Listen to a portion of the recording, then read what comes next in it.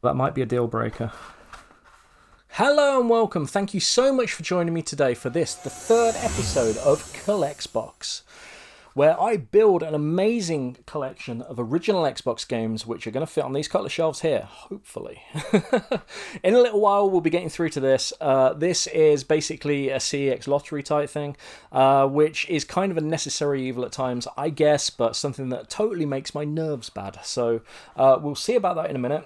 First things first, I want to tick a couple of games off that I've purchased over the last month. And the first one of those is a copy of Hitman 2. Now, this I just sort of added into an order in Retromania in Kettering. This was £1. Now, basically, I went in there. There were a couple of games that I was sort of really after on the PlayStation, and they just so happened to total £29. So I kind of figured it'd be nice to sort of round it up. And with this sat there for £1, it sort of felt like the perfect game to pick up, sort of thing. And I'd like to also say thank you very much for whoever's left the little cheat sheets in, because I love that sort of thing. So I imagine that's been cut out of a magazine by the looks of it. And yeah, that it's just awesome. I love my games to have that sort of thing. And yeah, that means basically I can play with no gravity corpses, because that sounds like a lot of fun, to be honest. So, and I remember Hitman 2 from back in the day. I actually played it quite a bit on PlayStation 2, so I know that that's also like an awesome game. So mad pleased to actually be adding that in. I just want to touch, this is a classics version sort of thing.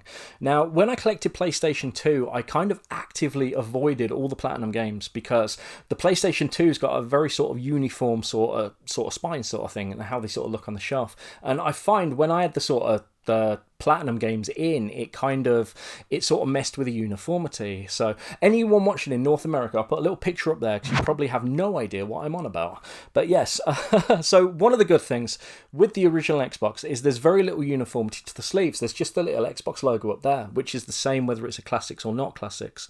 So I'm quite happy to be sort of buying the Classics games and adding those into the collection, because yeah, there's, it doesn't cause any issues with how my brain works with what the shelf looks like, if you like, sort of thing.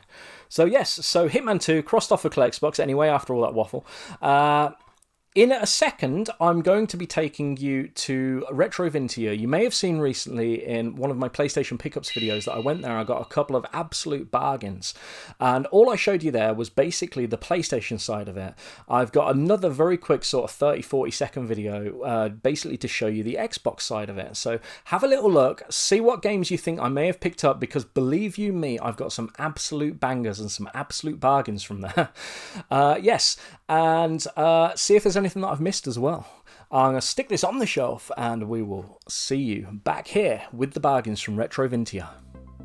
Here we are in Market Harborough, and this is the market hall, basically the indoor market there, which is where Retrovintia is, along with a load of other amazing stalls and shops as well. So if you're ever in the area, it's definitely worth a little look in there to sort of check out what there is. I'm just going to show you guys the Xbox side of things here, because I've already shown you the PlayStation stuff in the PlayStation Pickups video. And as you can see, it's a lot of games, and most of these games are £3 each, or if you buy 5, they become £2 each, which makes it an absolute bargain. So which games did I pick up, and did I miss anything? Chances are I probably did. Yes, so that was Retrovintia in Market Harborough, and absolutely loved it there. Got some absolute bargains. As you can see, the games were £3 each, or if you bought 5, you got them at £2 each. So needless to say, I bought more than 5. And we've got a few to show off here. Now, they're not all on the list, basically, but we're going to start with one that we can tick off of ColleXbox, and that's Amped 2. Mad pleased to get this, because I recently played Amp 3 and absolutely loved it. It's probably good. It's in my top 100 games of all time, Amp 3, and I'm wondering how good number 2 is going to be. It's got my sort of little nemesis sticker there, but I'm not too scared of the hairdryer. We'll get that off. So it's nice that it's complete, and yeah, just mad pleased to be ticking that off of ColleXbox. So it's one that I definitely wanted sooner rather than later. So let's add him to the shelf. Next up, we have a title that isn't actually part of ColleXbox, so I'm basically going off list here. But it's a game that very nearly made the ColleXbox list. However, with this being available on other consoles, I was on the fence about putting it on there, but it's a game that was definitely sort of in consideration, and that's R Racing. And these games were all £2. As you can see, it's nice and complete again. And yeah, of course, me being me, I've come home and the first thing that I've done is I'm like, oh, new racing game, let's play the new racing game. So yeah, I will probably, I imagine, put a little bit of footage in there. Yes, so mad pleased to get this.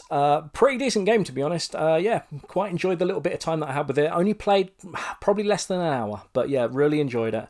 So, and I must confess, we are going to go a little bit off list here. So, as we get towards the end of the collection, when this doesn't fit on the 2 shelves, you guys can say that's because you keep buying games that aren't on the list, and that will be completely true. So, let's add this into the shelves. And the next game I've got to show you is probably the biggest bargain of the lot, to be honest, and that's Robotech Battlecry. And this is a game that I very nearly put onto ColleXbox. However, with it being on other systems, I kind of figured that it might be easier to pick up on the other systems, because it does seem a little bit uncommon on the Xbox, to be honest. So certainly not rare, but a little bit on the uncommon side. And yeah. I haven't played this yet. It looks very interesting. I'm sure I will absolutely love it. We don't get a ticket off ColleXbox because it technically wasn't on the list, but we do get to add it to the shelf. So let's do that now. And then last but not least, before we get into our CEX lottery, the last game that I picked up from there is Siberia 2. Now, this was a bit of a curveball because I couldn't remember if I actually had it on the PlayStation 2 or not. So nice and complete.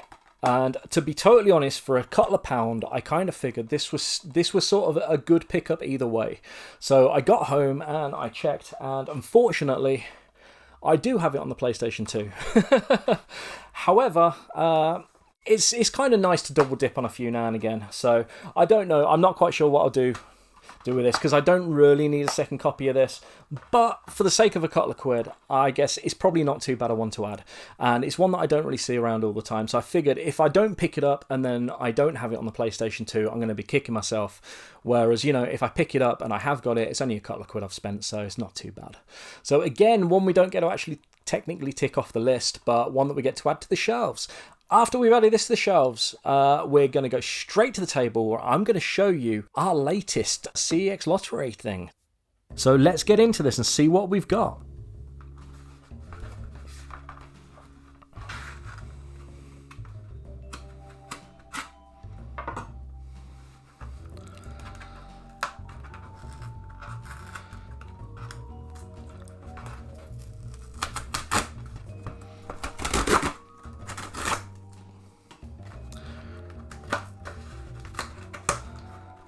There we go.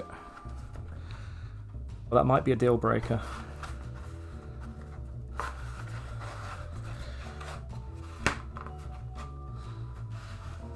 It's got a bit of paper in.